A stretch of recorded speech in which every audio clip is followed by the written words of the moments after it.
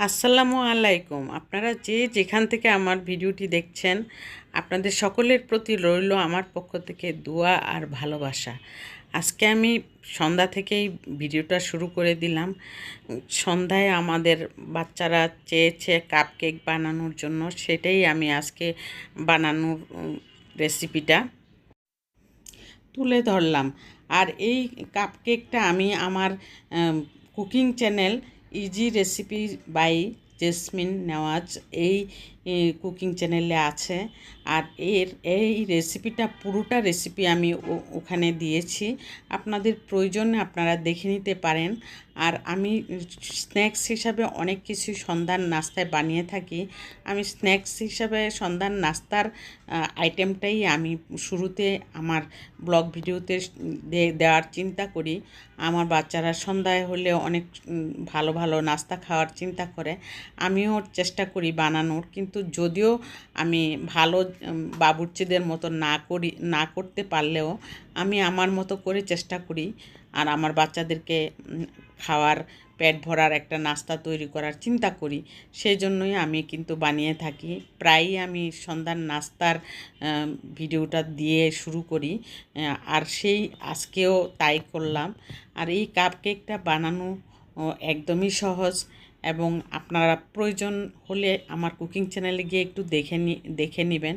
আর যারা অভ্যস্ত বানাতে বানাতে তাদের জন্য না, যারা নতুন তাদের জন্যই আমার ভিডিওটা। সেই জন্যই আমি আমার এখানে কাপকেক বানানোর অর্ধেক থেকে আমি শুরু করে দিলাম। কেকটার ব্যাটার এবং কাপকেকের ক্রিমটা কিভাবে বানাতে হয়, 3টা ক্রিম আমি কিভাবে আমি মিশিয়েছি, সেই সব কিছুই আমার কুকিং চ্যানেলে আছে। আর আমি এখানে অর্ধেক, যেখান থেকে আমি হাফ শুরু করতে হবে সেখান থেকে আমি শুরু করে দিলাম। আর সেই ক্রিমটা দেওয়ার পর আমি কিন্তু ডিজাইনগুলি আমি নিজের হাতেই করেছি। এই ডিজাইনগুলি করতে খুবই আমার কাছে খুব ভালো লাগে। কেক বানাতেও আমার ভালো লাগে, কেকের ডিজাইন করতেও আমার ভালো লাগে। হয়তো আমি নতুন তাই, আর আমি প্রফেশনাল না, আমি তবুও চেষ্টা করি করার জন্য।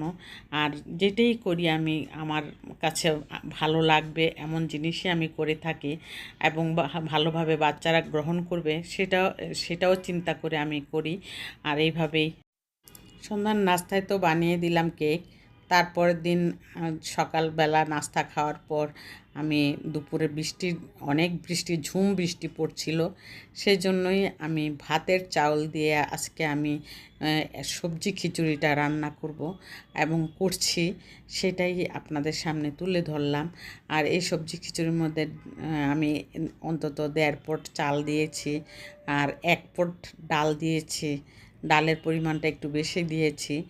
দিয়ে তারপর আমি এখানে সবজি বলতে আলু, বরবটি, এই দুটো সবজি আমি দিয়ে তারপরে এই ভুনা খিচুড়িটা করেছি। ভুনা খিচুড়ি না, এটা অনেকটা লেটকা খিচুড়ির মতোই হয়েছে।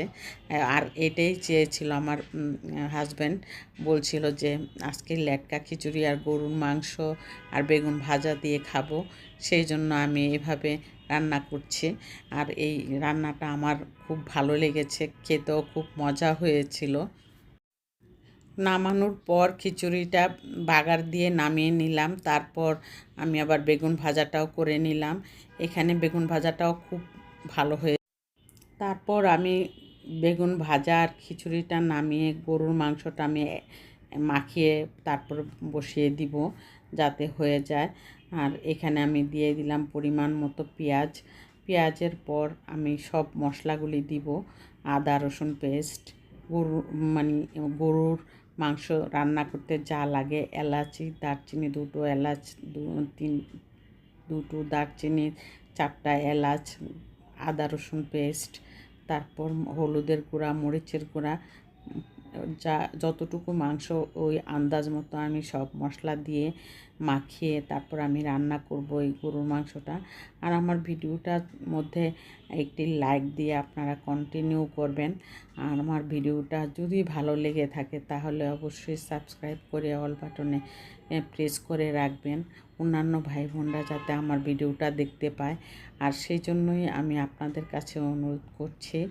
আর আমার ভিডিও অনেক দিন ধরে আমি অনেক ভিডিও দিয়েছি, কিন্তু ভিউজ কম হয় দেখে মনটা আমার অনেক খারাপ লাগে এবং কষ্টও হয়।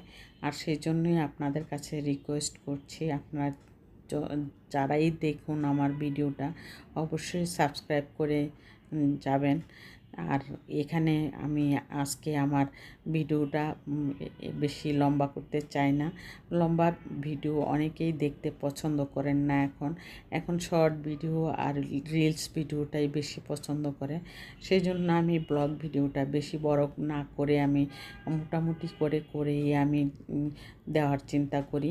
আর আজকে আমি এই খাওয়ার পর্বটা নিয়ে আজকে লাইফস্টাইল ব্লগটা আমি শুরু করেছি। আর সেই জন্যই আপনাদের কাছে আমি রিকোয়েস্টও করছি, যারা দেখছেন অবশ্যই আমার ভিডিওতে একটি লাইক দিয়ে কন্টিনিউ করবেন এবং সাবস্ক্রাইব করে যাবেন। আর গরুর মাংসটা রান্নাটা এত মজা হয়েছিল, যা মানে কি বলবো, মশলাটা অনেক মাখিয়ে রান্না করলে আসলে গরুর মাংস অনেক মজা হয়। আর গরুর মাংস মাখিয়ে রান্না করলেই বেশি মজা হয়।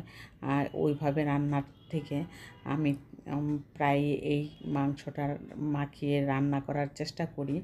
আর আমার বাচ্চারাও পছন্দ করে।